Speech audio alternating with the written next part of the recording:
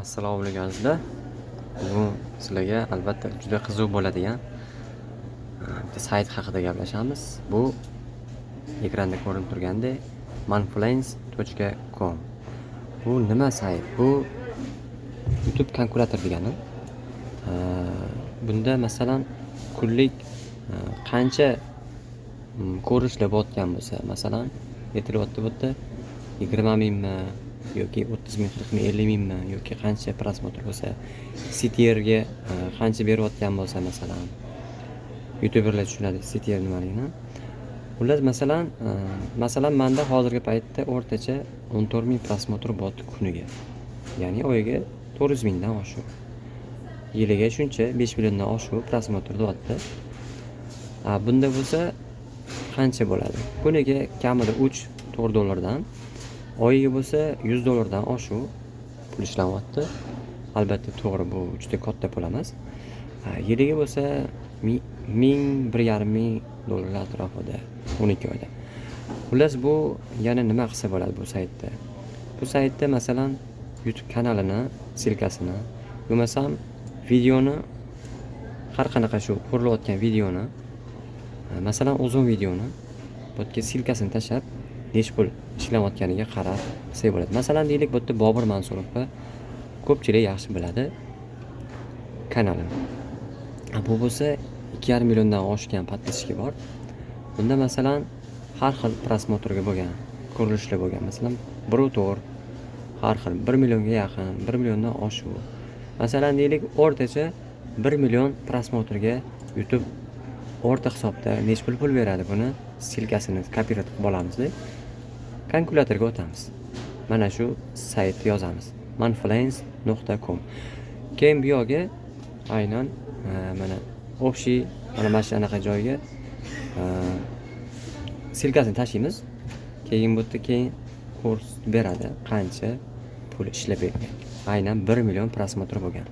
Mana 1 million 31 ming ko'rilishlarda 1900 dollar.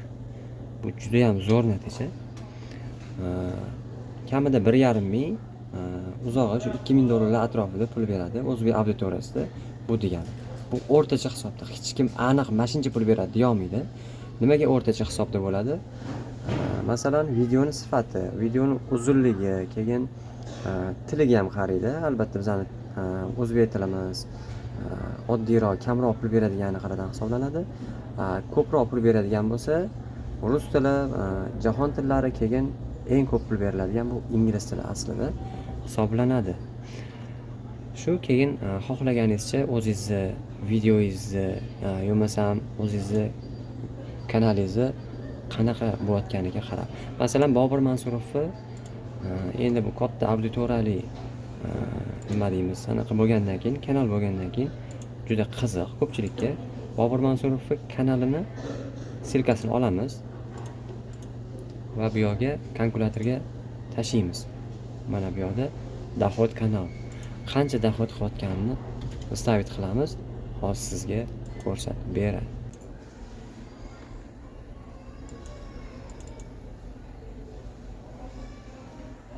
Mana shunaqa qilib, xuddi shu dohod kanalga joylasanglar silkasini, ko'rsanglar bo'ladi.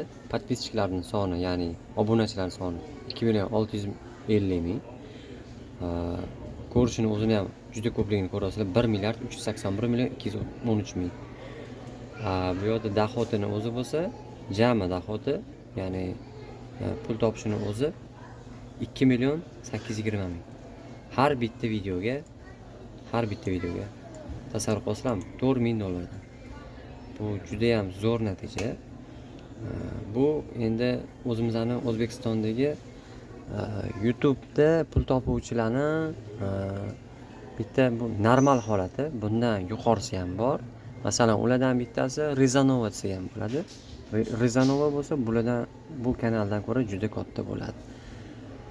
Sizlar ham xuddi shunaqa qilib o'zingizlarning YouTube kanalinglarni qancha pul ishlayotganini aynan shu manfluence.com saytidan bilib olsanglar bo'ladi.